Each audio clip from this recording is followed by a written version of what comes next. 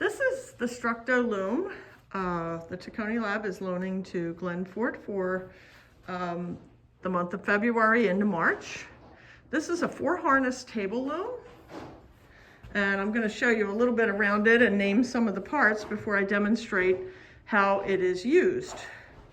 So you can see that this section here is the front. This is where you're going to work, and this is called the beater.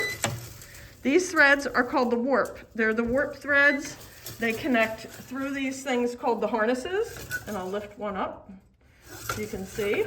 The way that I lift that up is with this lever over here, and that lifts up the first one. If I press it all the way down, you'll see that that harness is still up in the air. All right, to get it to come down, I can just lightly press one of the other ones, and it should loosen them all up. And now all of the harnesses are down. So the warp thread goes through the 4 harnesses and winds back here to the warp beam, and there's a dial here that keeps this tight, or a handle. You can see that I could loosen it up by lifting on the edge of this little lock. It fits on these gears. If I lift that up, you see how the handle got real loose. And we can see that the threads are real loose now. I can tighten that up a little bit by winding it. You can hear it lock in place with this little flat piece. Okay, so that's pretty tight now. But if I wanted to move my warp forward, I would loosen the back here, lift that up, and then I can take up that excess using this handle up here, which has the same sort of little tensioning device. This holds the tension on the warp. So our warp is green here. It goes back around. We have it is wrapped in brown paper in order to keep it from getting tangled on the warp beam. As the cloth gets woven into the front, we'll wind the threads off of the warp and slowly take up the cloth on this beam here. The front is where the cloth happens. The back is where we have our warp. Do a basic weave. I'm going to start this cloth just using some strips of fabric. We often do this when we first start a new piece of cloth. First, I'm going to loosen this up because I would like the bar here that this warp is tied to be about here. So I'm going to tighten this a tiny bit so I can lift up the thing and loosen that, and I'm going to take it up in the back so that's where I want it. I want it just a little bit close here. And because each of these harnesses is attached to one of these levers, I'm going to go every other lever. So I'm going to push down 1 and 3 and pull some of this through. And you can see that is how you control these harnesses. Now I'm going to push down 2 and 4, and I'm going to bring the cloth through again. But you can see that it's every other thread. Okay, I'm going to feed it down a little teeny bit. Go back to 1 and 3. And I'm just getting this set up. This isn't actually what you're going to do, but it's very similar because we'll have your shuttles that you can use, whereas I'm moving this cloth through with my fingers. Okay. And now it's every other. I think I'm just going to run this strip of cloth through. And you can see how the warp is evening out. When I first started, it was going in small bunches where it was tied off. So I'm going every other. I'm going 1 and 3 and 2 and 4 on my harnesses. And maybe maybe one more, whoops. And when they're stuck, there's a little lever over here you can use to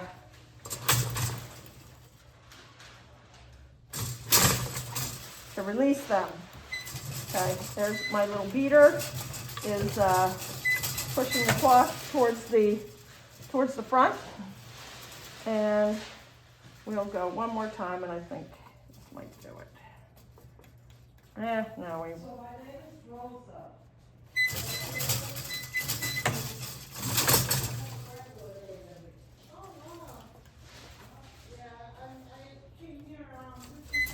Okay.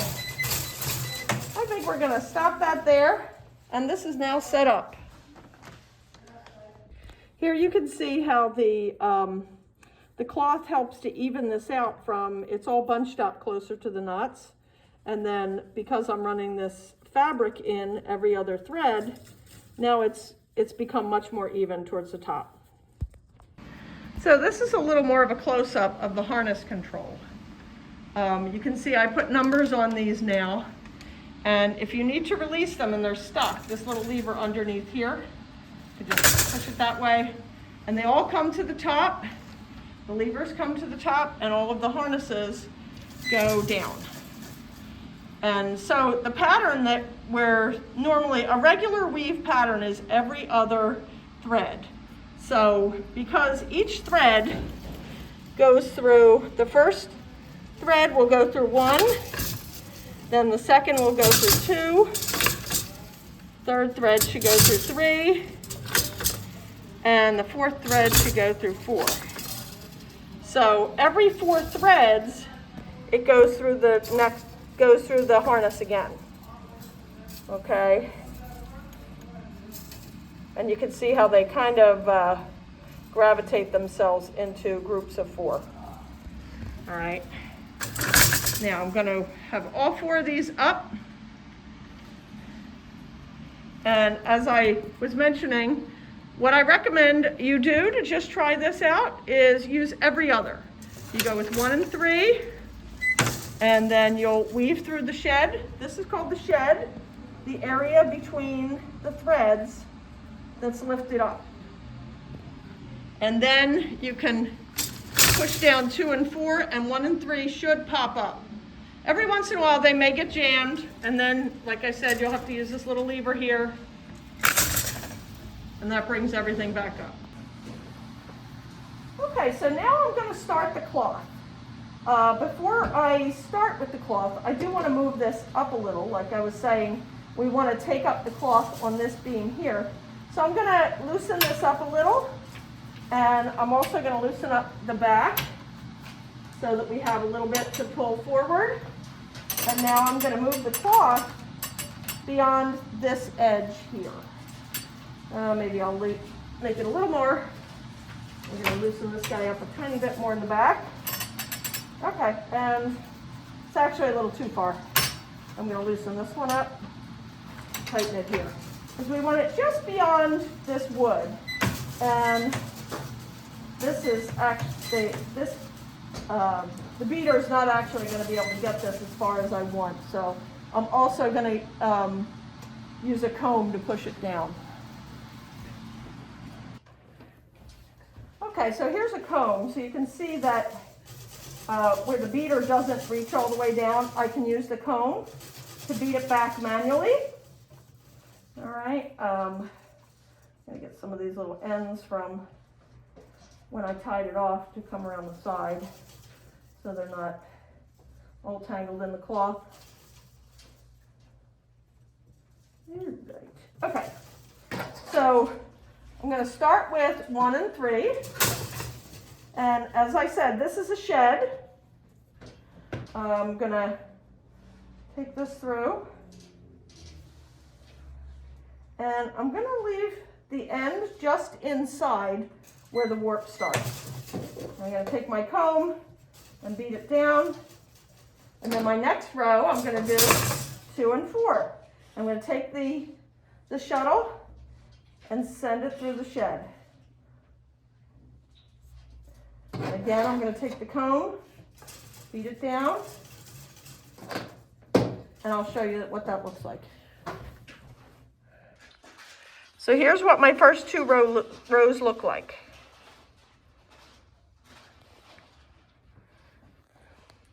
Here's the shed. And now I'm going to switch my harnesses from 2 and 4 to 1 and 3. And you can see here how every other thread went up and the ones that were up went down. And this is what the levers look like after I did that. Oh, great, okay. So now we're gonna have Emily be able to zoom in a little bit so you can see what's going on. So I did change the our levers to change down to 1 and 3. And I'm gonna take the shuttle, I'm gonna move it through the shed. Oh, look, my thread got caught. You gotta watch that. The thread will catch on all kinds of things. So I'm just gonna pull it not tight, and I'm gonna push it down with the comb. All right, because you can see my, my beater doesn't reach that far yet. And now I'm gonna swap the harnesses, go through again, not tight. You don't wanna pull it tight. And you're just gonna push it down a little more with the comb. Okay, see where we're at here? Okay, now I'm gonna swap it again. If this were a floor loom, you could be controlling these levers with your feet. But since this is a table loom, we have to control it with our hands. It makes it a little bit slower, but just like most of our floor looms, this has 4 harnesses. So you can use it to create other patterns, but for now, I'm just showing you the basic regular, what is that, tabby weave, right? Is that what that is?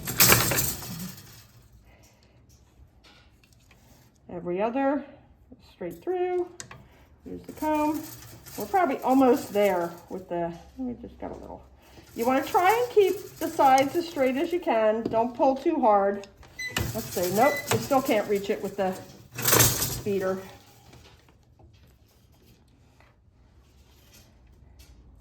And you can see as we bring the shuttle through, the yarn will just come off. We're gonna have a couple of these shuttles with the, you'll find a couple of them nearby, and so a selection of yarn. You can cut off a piece that's a few yards of yarn and wind it onto the shuttles.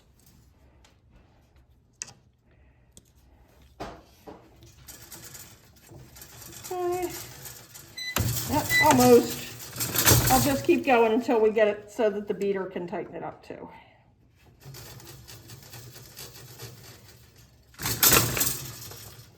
All right, you want to try and get it coming through the shed. Good. Down here. I think it's important that they see how the shed works, and that you don't want to get the shuttle caught on the shed, because if you don't stay in the shed, it'll mess up your pattern.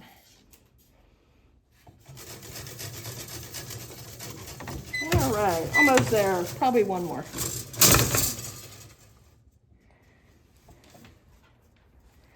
All right. Oh yeah, there we go. Now we can start moving without the comb.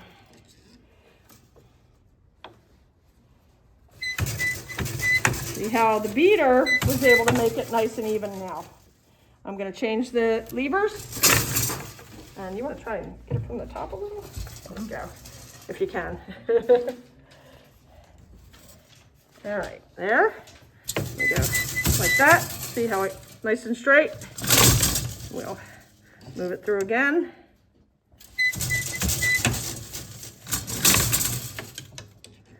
Oop. You do want, like I said, you don't want to catch it on the bottom or the top.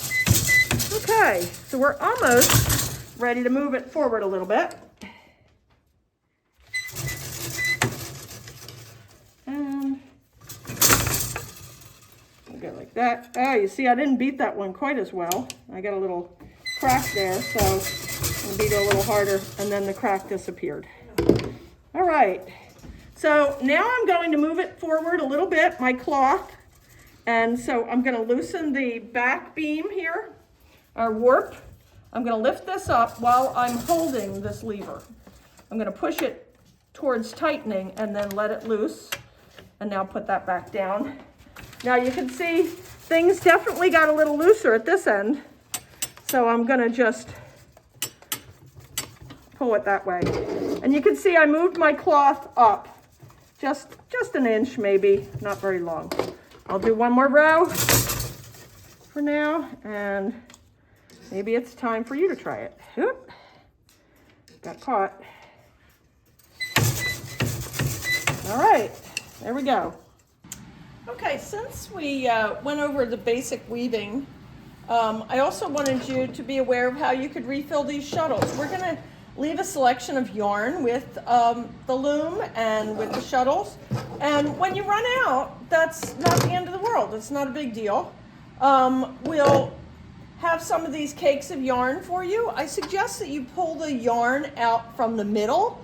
You should have a pretty obvious string out coming from the inside, and then you can pull it out very easily. It avoids tangles. The outside should be secured, but if it's not, try to leave the outside alone. But to wind these shuttles, it's pretty easy. You just kind of pull the yarn and put it straight around the edges of the shuttle. Like I said, we'll have a bunch of different yarn. You can try different patterns if you want. You could just try basic weaving. It's not, you know, you don't have to be stressed about what, sometimes I do this little figure 8 on the side, but you can just wind it around. Don't be stressed about whether or not there's patterns in the weave, or this is all about experience. I just want you to experience weaving while this loom is at Glenford, and for you to get a chance to try and make some cloth. I'll do a little more demonstration. But overall, I think now it's time for you to just give it a try. Don't worry about it. It's not the end of the world if things don't look the way that you want. Just enjoy.